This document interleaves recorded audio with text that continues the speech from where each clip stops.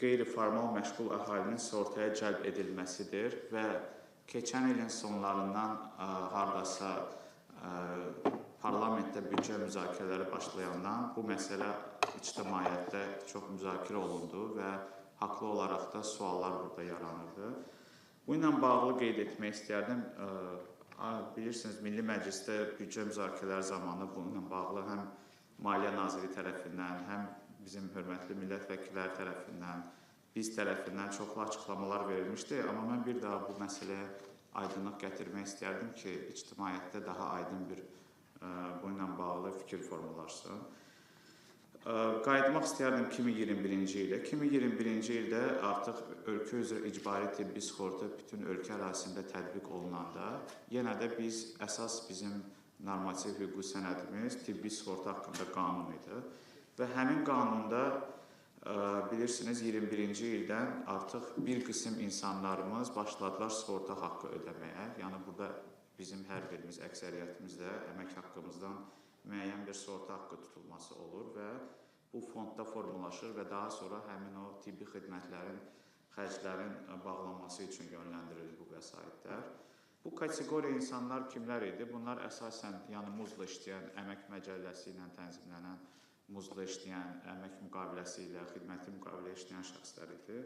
Eyni zamanda vergi məcəlləsi ilə uyğun olaraq bu sahibkarlıq fəaliyyəti ilə məşğul olan fiziki şəxslər idi, hansı ki, bunlar artıq 21-ci ildən sığorta haqqı ödəyirdilər.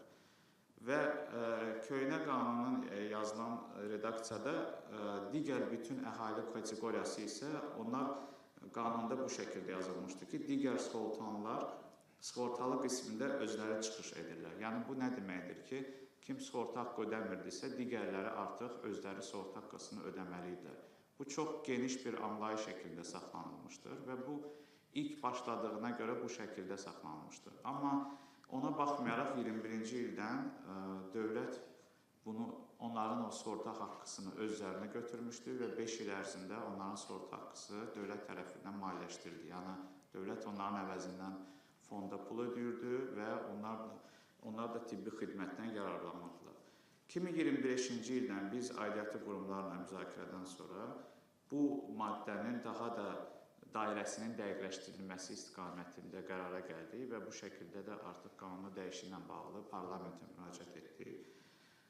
Dairənin dəqiqləşdirilməsi nədən ibarət idi? Əsasən burada əlavə bir maddə olundu yeni qanunda, hansı ki, o maddədə yazılıb ki, məşğulluq haqqında Azərbaycan Respublikasının qanununda nəzərdə tutulmuş qeyri-formal məşğulluğun təsir dairəsinə düşən şəxslər sığortalı qismində özləri çıxış edirlər.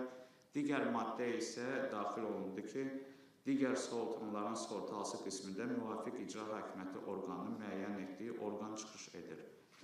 Yəni, daha öncə dediyim kimi, digər sığortalılar iki kateqoriyaya bölündü. Qeyri-formal məşğul əhali kateqoriyası və digər sığortalılar. Digər sığortalılar yenə də dövlət üzərindən artıq daha aydın şəkildə bu qanunda öz əksini tapdı. Dövlət tərəfindən sığortalanacaq.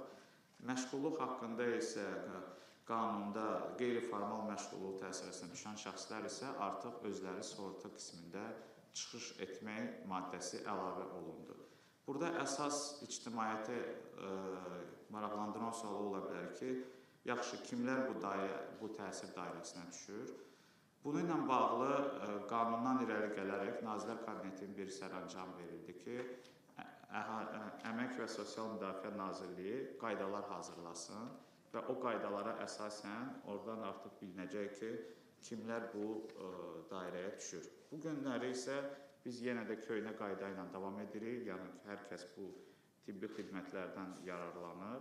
Bu qaydalar bu il ərzində nə zaman ki artıq müəyyənləşəcək və təsir dairəsi bilinəcək, ondan sonra biz bunu ictimaiyyətə açıqlayacağıq. Burada yenə də böyük bir qism əhali dövlət tərəfindən maliyyələşdiriləcək. Bunlar uşaqlar, pensionerlər, əlilliyi olanlar, az təminatlı ailələr və bir çox kateqoriyaya düşən insanlar dövlət tərəfindən maliyyələşəcək.